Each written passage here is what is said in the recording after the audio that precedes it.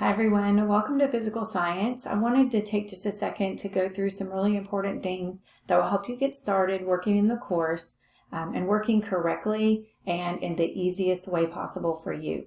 So I'm hoping to move through these pretty quickly, but they are helpful. So the first thing I want to talk about is checking your email, and we'll talk a little bit about email. We're going to look at logging into the course and how you do that.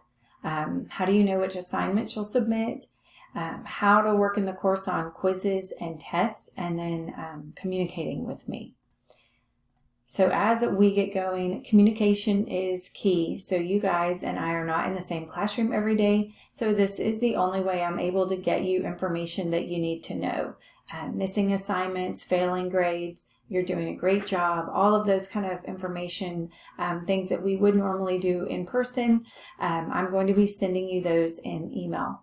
And so please respond to email and let me know that you're seeing them, and be sure to ask questions. So if you get into something and you don't know how to do it, I'm on Skype, we can connect, you can do a phone call, but don't try to figure it out on your own. It takes a really long time, and it can be very frustrating. So I'm right here and I can help you very easily.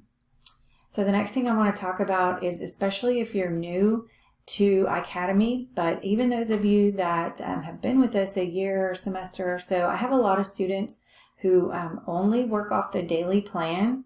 So when you log into the system and you see a daily plan and then you see all of your courses, and they never actually look in the course. So I want to talk to you about why that is so important as far as going in and looking in the course. So number one, the daily plan shows you the assignment you should be on for that day. So you're only seeing one tiny piece of the assignment, the lesson, versus the whole picture. So imagine being zoomed in really close to something on the daily plan and then zooming out and getting a bigger idea and understanding. So that's kind of how I explain the difference. And so I'm going to show you a couple of differences, and we can take a look. So if you saw the slide before, it shows you for science that day and one lesson. If you go into the course, you're able to see, you can see here a calendar of things that would be coming up. So lessons and assignments that are due. You have announcements. This Week in Science always tells you what lessons you should be on. I have class news there with little tips and tricks and updates. There are note guides and things like that in there as well. So I'm going to show you really quickly. This is what the science homepage looks like. Okay, so if you're working on the daily plan, it's a little bit different. And I'm going to go to this in student mode so it takes away some of the teacher stuff. But at the top, you're able to see every unit.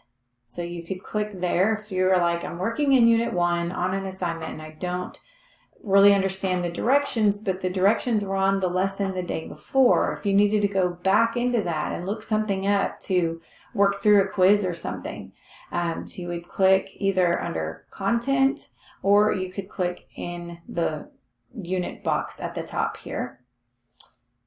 And so then you'd be able to go in and see the different things. And this one was a bad example. I will always go in before a lesson, especially a TGA, and put instructions in the description. So some of those will be coming up. 1.08 is the first teacher graded assignment. So you would see instructions here. You would see a video that would help you, and then you'll see more instructions here.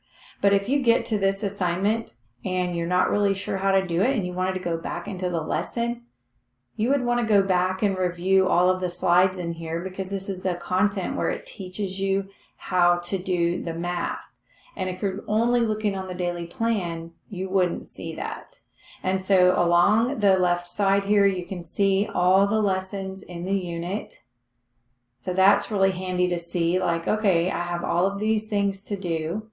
And you can see the teacher graded assignments. They always have a Dropbox. So if you're ever questioning what needs to be turned in, you always look and see if it has a Dropbox.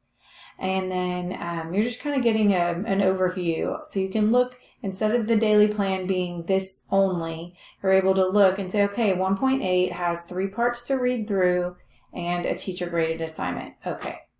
So that's just something that students have been missing, and then they can't figure out how to go back and get information out of the course. So that is there for you and very helpful. The other thing is the science homepage has so many things like recordings that you can watch, extra credit, things like that. And that's on this green bar in the course. So that's where you'll want to go look and find all of the teacher graded assignments have recordings that are very, very helpful. And there are recordings of other lessons there as well. So the science homepage is going to be way more informative than just the daily plan. All right, so like I mentioned before, every assignment that you are going to submit for me for grading is going to have a Dropbox. So it looks like this, and it has a due date, and then it will have a little upload place. So if you come across a page that has an assignment paper in it, and a lot of them do, but we don't require all of them to be submitted. So sometimes you'll just do that assignment. You can submit the ones that aren't turned into me in a Dropbox here for grading. You can submit those in for extra credit. But if it doesn't have the Dropbox in the assignment like you see here, you will not submit that. And then for quizzes and tests, you want to make sure that you look carefully at the quizzes. They have been changed recently to 2 to 3 attempts. They are open note and open lesson. So the first thing you want to do is check and see how many attempts do you have. And then when you start working on a quiz, they're usually 3 to 5 questions. They're multiple choice, but you're going to want to look up the answers. We do not have a textbook for science. You are trying to get a lot of content in one pass of reading through it. And if you notice, if you're looking in the lessons, there are a lot of pictures, images, videos, things that you need kind of time to absorb and soak in. So when you're taking a quiz and going back and looking that information up, you're getting all of that content again. And sometimes you're seeing things for the first time or reading them a little differently. And it's really helpful for you to understand what you will see coming up on the unit test. So your quizzes are where you should not score any less than, I say a C, but like an A or a B, because you have access to look up every single answer in the lesson content. That does not mean go Google your quiz answers, because that you could be getting information from who knows where. But it means go back into the lesson. So you need to go to the science homepage, go back into the content, and usually it's either in that lesson or sometimes it's in the lesson before.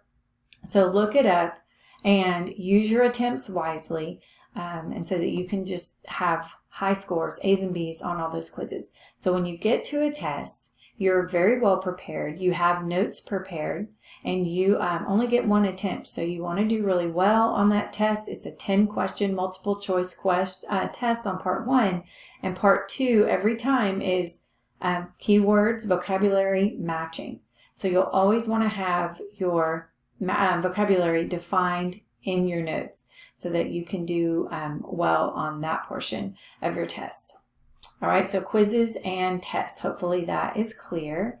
And then finally, like I said, I can't say enough, communicate with me. If you're not working in the course regularly, if you're sick, if you're not understanding something, if your family is moving, if you don't have internet, whatever the case may be, if you'll let me know and we're in communication, chances of you being successful are much higher than never communicating at all. And I can't stress that enough.